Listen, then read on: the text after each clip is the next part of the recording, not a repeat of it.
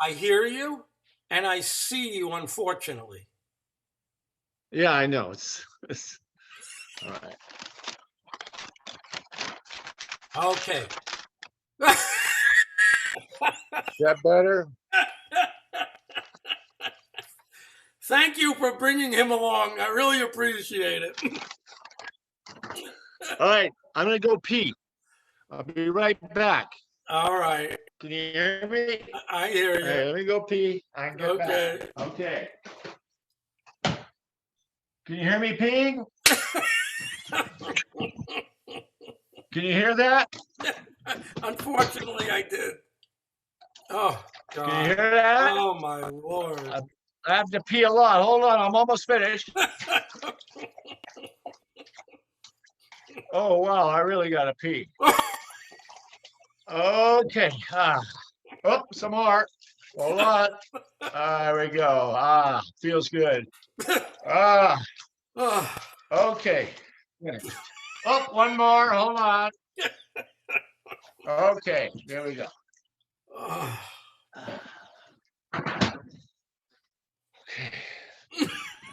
Here we go. Okay. Okay, we're here. Who is this? Now are we actually gonna record this? Yes, but okay, because you look like shit. What the hell? Thank you. I really no offense. No, I'm kidding. The only word I can think of looking at you is adorable. Yeah.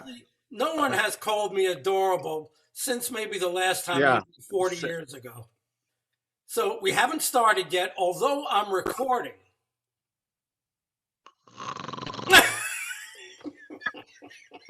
Wake up! So, holy shit. So you are still there. Okay. So Murray, okay. I want to find out about you. And I remember when you did my radio show, you told me about Nova Scotia. You told me about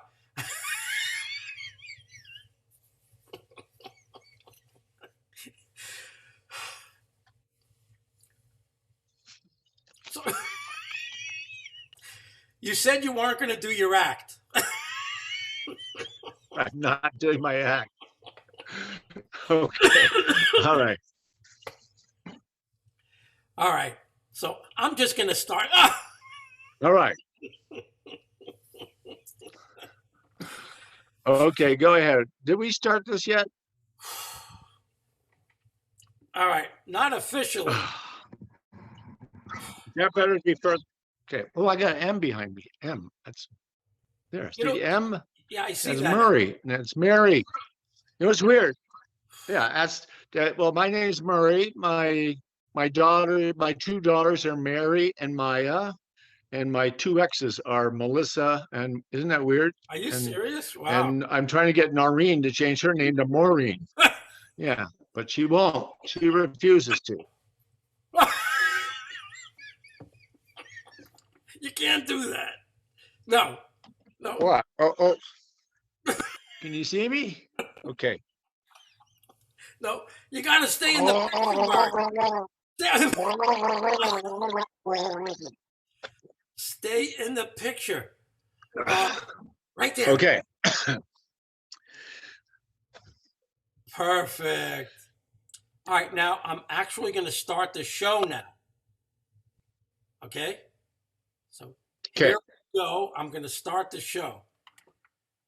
Hello again, everybody, and welcome to another 80s golden age of comedy.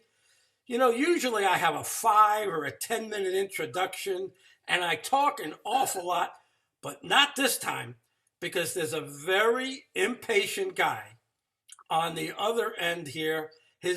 Up, Murray. His name is Murray Langston. Murray.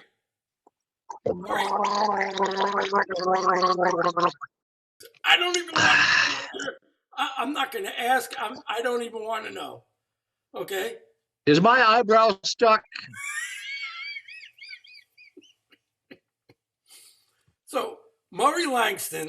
Is one of them still up? Hold on.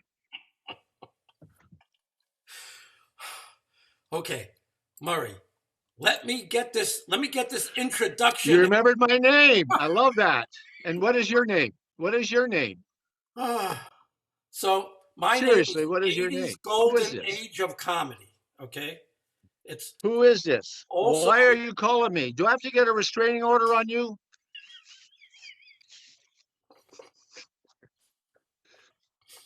so. This is, I've done about 28 shows, and probably half the shows, Yeah. Murray, that I've done, I've mentioned. Stay in the picture. Stay, Oh, there we down go. boy. In around half the.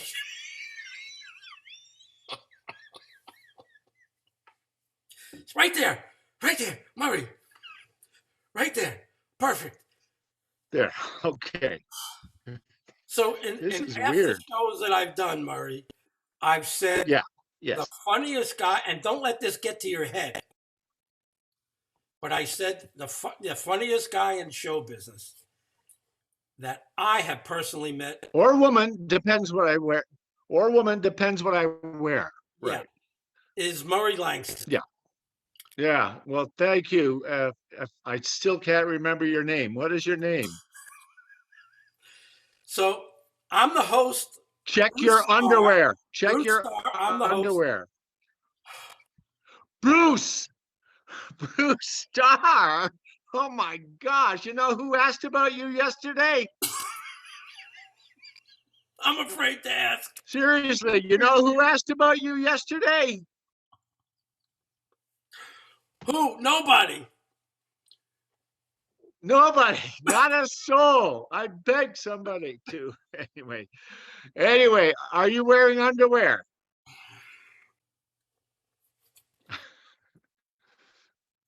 But the You know what's question weird is that you have this time lapse. Do we have a time lapse here where is that normal?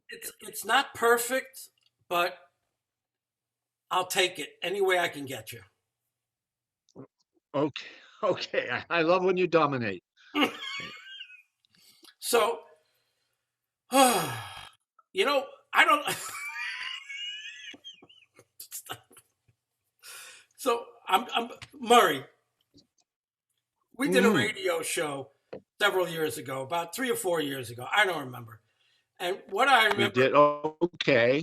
most, I know you don't remember, but I remember. And what I remember Well, you know, most you get old. is I don't remember. you I told don't remember my kids. you told me about Canada and being from Nova Scotia, if I'm not mistaken. So, Born in Nova Scotia. oh, okay. So lead me through being born in Nova Scotia and how you managed to get out of there. And I know you went into the army or something like that. Tell me about that first part of your life. Well, I was born, bred, and buttered in Dartmouth, but then I wasn't. It's funny because what am I? How old am I? Hold on, let me check my underwear. I'm 76 years old, Oh my fruit of the God. loom now. Oh my God. Can you Wow. believe that? Time just goes on by. But I never really lived in Dartmouth. I ended up moving to Toronto, Canada, and then to Montreal, Canada. Vous parlez français? No, but I'll. Oui, je parle français. Mais j'ai oublié presque tout mon français parce que presque j'habite ici pour beaucoup de ans. Okay, so anyway, yes. And then I joined the military. Well, actually, it was the Girl Scouts. I spent 4 years. I broke a nail twice. It was not pleasant. No, actually, When you I joined the actually joined the military, Canadian Army. it was the Canadian Yeah, Army. Okay, go ahead. I joined the Canadian Army, and in all seriousness, but I only lasted a year because I had fallen arches, believe it or not, or flat feet as they call them. So after a year, I was discharged. And I think that was the first time I masturbated. And then I joined the American Navy. I crossed the border and joined the American Navy. Yeah, and spent 4 years in the Navy. Yes, as a sailor.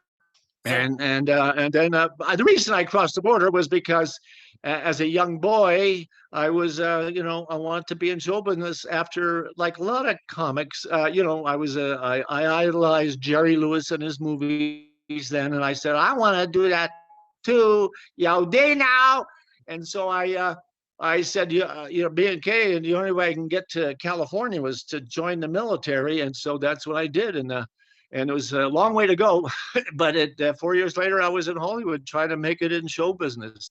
and I remember you telling me about it was, listen, just like it is for everybody when they first get out there, it's very difficult. The doors don't open very quickly, but I remember you telling me that you made some friends there, and did you perform at the comedy store or the in those days? Well, well, yeah, I was actually there the day the Comedy Store opened. That's how far my history goes. Well, I have a book. I don't. Did you ever get my book, Journey Through the Unknown? Oh my God, you'll have to send me an autographed copy when we get off the show. Oh yeah. Journey Through the End. If anybody wants it, go to therealunknowncomic.com. And because I got a bunch of books there. But yes, I was actually in the Comedy Store the night it opened with Rudy DeLuca and Sammy Shore, who are the two original owners. Wow. And there was a trio of comics performing. It was Barry Levinson, the Wow. director. But there was three guys. They had a trio. They performed that night along with Jackie Gale and Sammy Shore and a bunch of guys. But yes, I was there the night it opened, the Comedy Store. Unbelievable.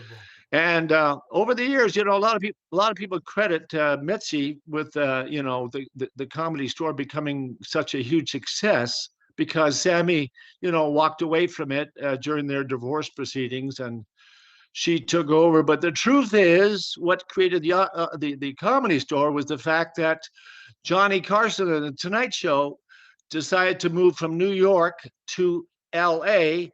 at the very time that Mitzi took over the Comedy Store, and all of a sudden, all these comics like Brenner and Freddie Prinze and all these guys needed a place to work out. So Carson is the reason the Comedy Store was a huge hit. Nobody else had the Tonight Show not moved to to LA during that period, the Comedy Store would have dwindled and been long gone in its early years. I think you're probably That's a right. little bit of factual knowledge. Yeah. I No, it's true because I was there during that whole period. I was there during all the picketing and all that stuff that went on, and so I was in the beginning of the whole Comedy Store thing. Yeah.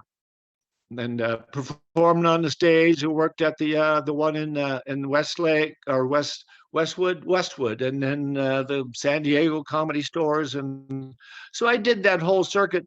Uh, and coincidentally, because I didn't really work as a stand-up, I had been in a comedy team with Freeman King, the black guy, if you remember, who sort of sadly passed away about. Geez, I was just thinking about that the other day. It's like almost 15 years ago. But that was when I created the Unknown Comic when that happened, and so I needed a place to work out. So I did work out at the Comedy Store during the beginning Isn't that as funny? the Unknown Comic. You, Right. you don't hear your name associated like Freddie Prinze. So it's and there you were. You were there the first night, and you stayed there for years. But how did you graduate into television now? Well, I was actually in television before the Comedy Store opened. Uh, it's interesting because when I went to LA, you said it was hard to get through the doors. For some reason, it only took a couple of years for me to get through a couple of doors. I went to LA and I worked in computers and I painted houses. I did all the traditional stuff that people do when they're broken. They're trying to make something. But I knocked, I just the first thing I actually did, I saw an ad in Variety, and it was a show called Sight and Sound, and it was starred Roger Miller, and I had to do lip syncing of music, and that was the first pilot I did, and I was only in town maybe a year and a half, 2 years, and but it didn't sell. But I got a taste. I said, "Wow, you got to." And I don't know, I don't know if my first job in show business after that pilot was Laugh-In. And but I was still a computer operator back in those days at Universal Studios, by the way. So I was hanging around with all these guys at lunch, like John Wayne and Elvis Presley. They were all making movies there, and I would go into lunch and see all these guys while I then go back to my computer room, which was located below the commissary. But anyway, so what happened was after I did that pilot with Roger Miller, and I was back to working in the computer, nothing was happening. Tiny Tim had made it big on a show called Laugh-In. I said, man, I got to get on Laugh-In. And I didn't, I had no agent, no manager. I knew nothing about show business, really, virtually nothing, like most of us did when we first went there. So I called up NBC and I asked if I could talk to one of the producers of Laugh-In. I don't think that would happen today, but for some reason back then, George Slaughter answers the phone, who is the producer of Laugh-In. Wow. And he says, yes, George Slaughter. I said, yeah, I'd like to get on Laugh-In. And he went, yeah, well, what do you do? And I said, well, I'm working on an impression of a fork, and which I was in my computer room. And he says, okay, come on down tomorrow at 9 o'clock. I mean, this is absolutely true. Just calling up NBC, and I asked to get on Laugh-In because Tiny Tim had made it big. And next thing I know, I was in front of a bunch of writers at the Laugh-In at NBC, where Laugh-In was being taped.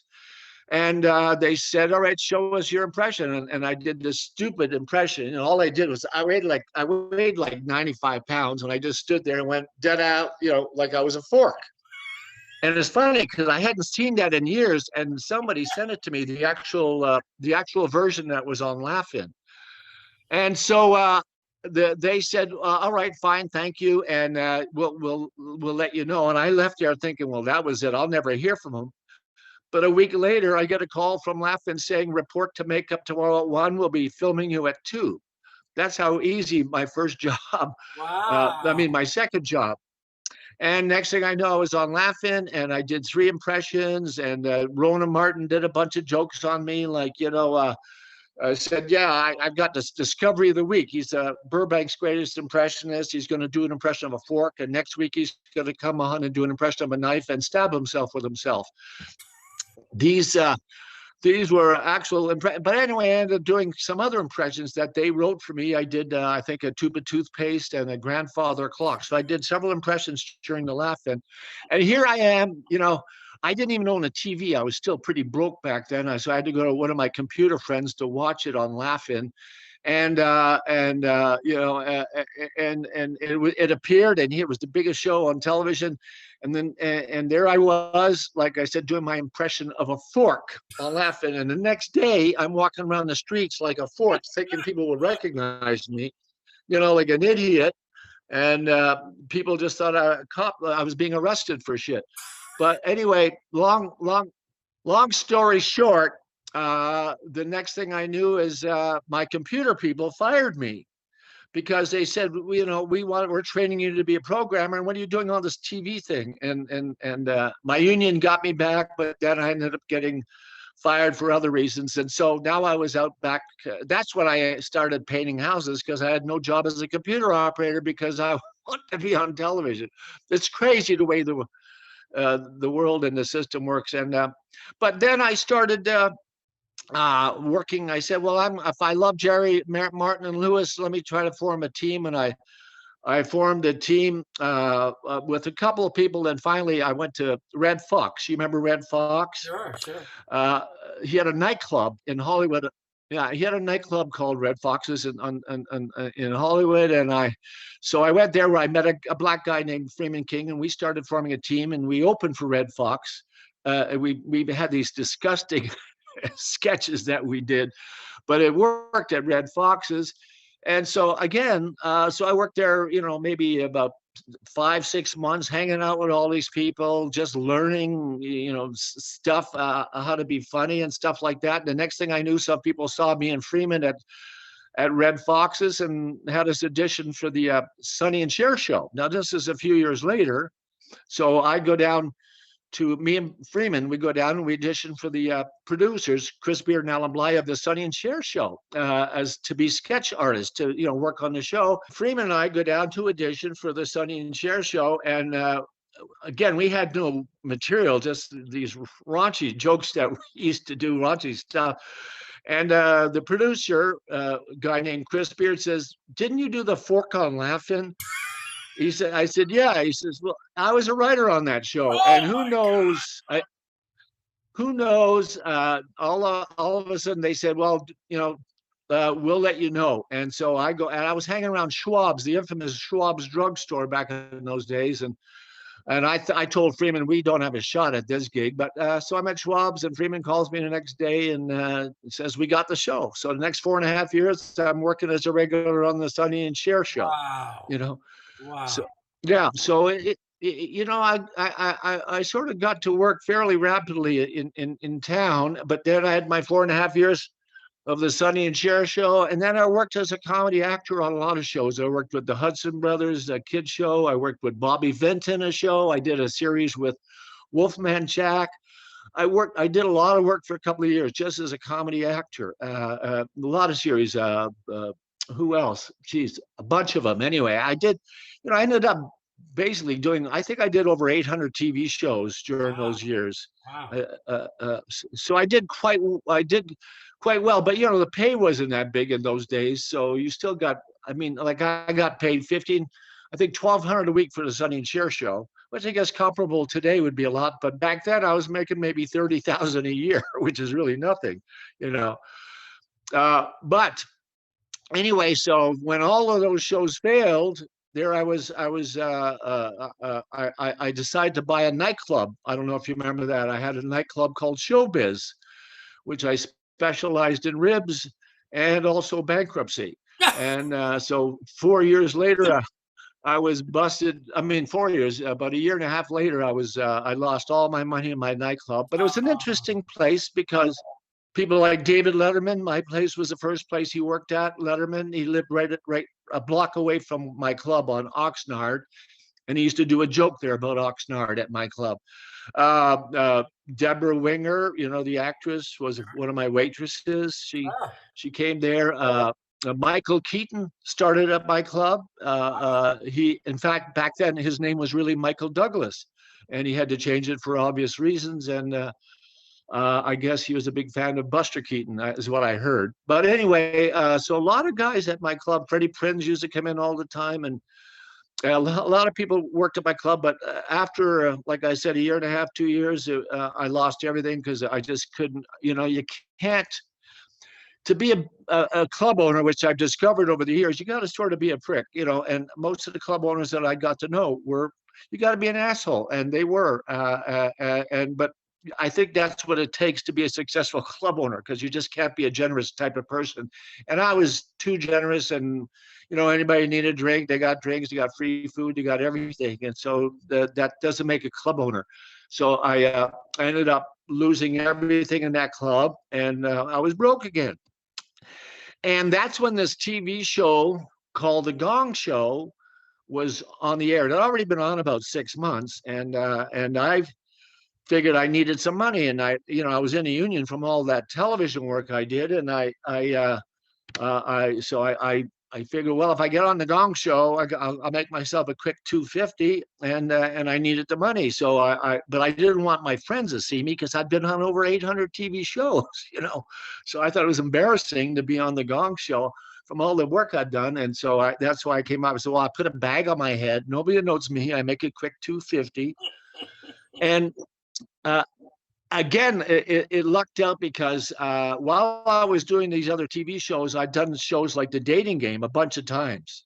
And I knew the lady who booked them, her name was Ruth Goldberg, and she was also doing the Gong Show. So I called her up. I said, "Hey, I'm broke, and is there any chance I can get on the Gong Show, but not as a contestant?" And she said, "Yeah, we could put you on as a curtain opener." And so anyway, she's the one who got me on the Gong Show, and I came on and I did my first unknown comic. I still remember the first one like it was yesterday. I came on and they introduced me as the unknown comic, and Chuck Barris did, and I came on dancing like a mad fool and said, "Hey, Chucky, you and your wife ever make love in the shower?" And he said, "No." I said, "Well, you should. She loves it."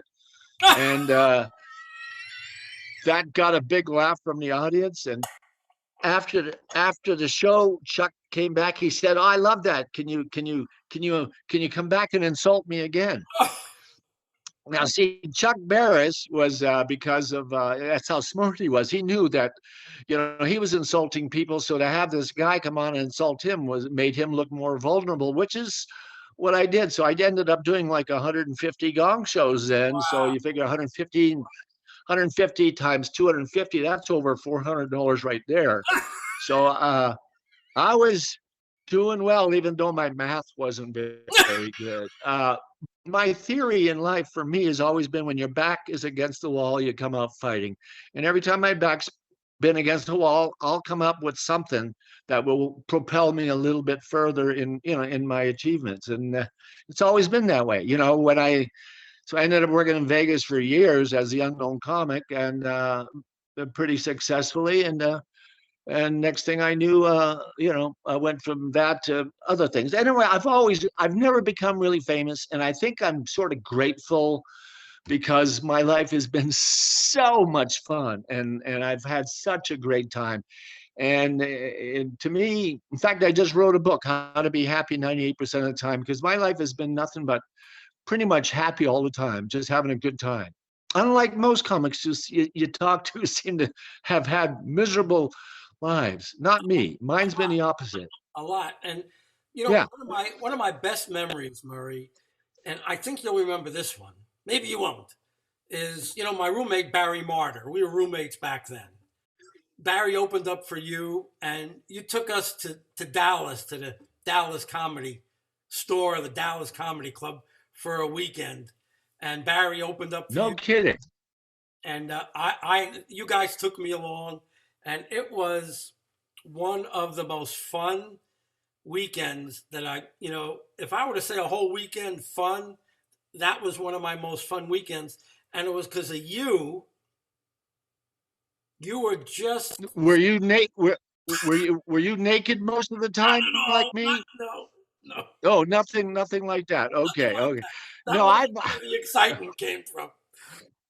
Okay, just check it. Okay, Barry Martyr. Now he did the book, Ted L. Nancy book, right?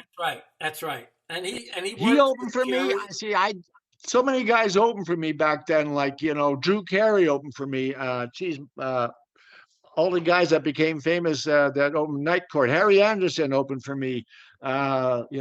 Even Robin Williams opened for me and then I made it reversed after the first night. Wow, yeah. But yeah, he opened for me at the place way out in north. What was that place? And he was going to open for me. And after I saw him, I said, "No, he headlined the rest of the week because I could not follow him." What I remember most about that trip was how friendly and how funny you were to stewardesses, to waitresses. I mean, you just made everybody feel good and laugh that whole weekend on and off the stage. And I never forgot that. Oh, well, thank you. But the truth is that I'm still that way. I go out to supermarkets or restaurants. Something instinctively wants to make people, because I know they work hard at their jobs, and I just want to give them a little bit of enjoyment. Once in a while, I come up with the wrong person, but that's rare. Most of the time, I have a great time. I still, to this day, I'm still like a nonstop fool when I go out in public, for the most part. But it's just because I enjoy my life, and I enjoy the people that I meet and encounter. And I'm like a shark that sees blood. If somebody chuckles at the littlest thing that I do, I go for it. I start going after bigger laughs and bigger laughs. And I don't think that I'll ever change, and I'm grateful. So are you still doing stand-up at all? No, I gave that up years ago, although I did a couple of cruise ships, the last one about 3 or 4 years ago, one of those oldies cruise ships, which was a lot of fun with all the old acts. And I did, I think, three of them. I did in the space of a couple of years. No, I stopped working years ago, pretty much when my first daughter was born. I just worked sporadically, and if a gig interested me and it was, and I knew it was going to be fun, I would do it. But I sort of got tired of working on the road.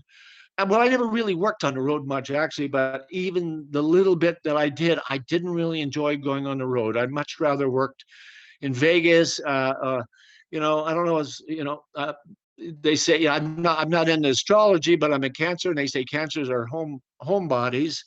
And I'm always preferred staying at home and doing my stuff.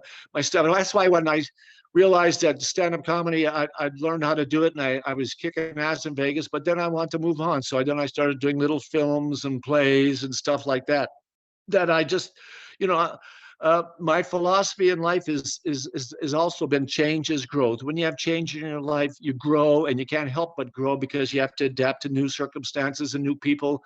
And that's what it was. When I would tire something, I would, try to do something different because it's change. Change is fun.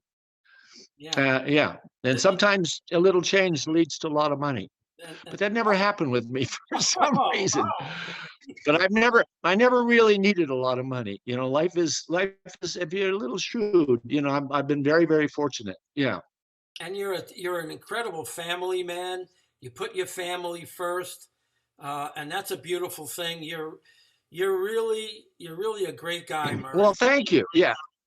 Oh yeah, stop that. No, but no, I did realize when I had kids that they were going to be my number one. And I have two girls. My older one, who's 31 now, she's doing great in the music business. My younger one, who's 22, she has Down syndrome, but she's the jewel of my life, and I wouldn't have it any other way. So so I've been very lucky there. Where are you, in Las Vegas or in LA? No, I actually live in Tehachapi. You ever heard of Tehachapi? It's about an hour and a half outside of Los Angeles, and I've been living here for quite some time, but I used to always keep an apartment in LA with my daughter, but now she just bought a house a few months ago, and so she's doing great. And I also have a boat out in Oxnard in the Channel Islands. So between my house and my boat, I just have a great time. I have a great life. Just take my girls, except for this COVID thing. Yeah. Yeah. Yeah, it's sort of put a damper, but I've been very lucky again. You know, COVID sort of reminds me of my sex life. I don't have COVID.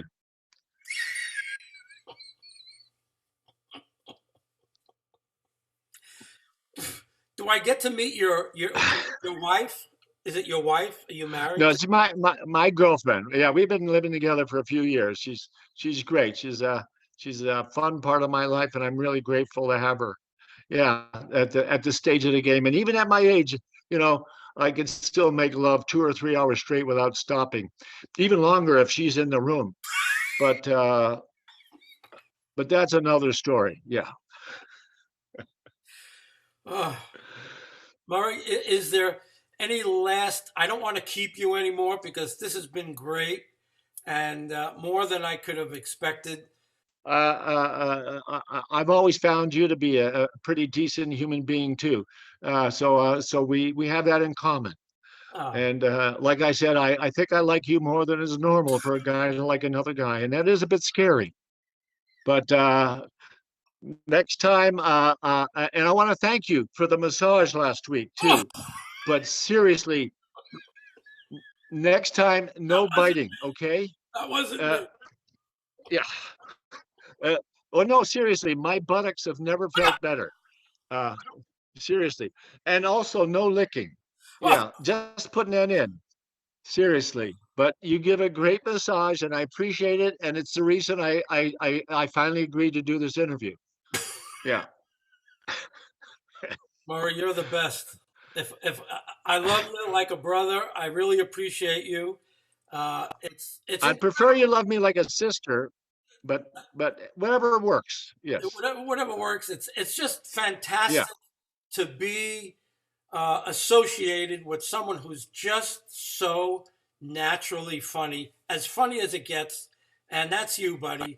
I appreciate you Well, and I respect you, and even though you're a little bit, a little perverted, I still love you anyway. okay. Yeah, that's one of the best parts of me is being a little bit perverted. Yes.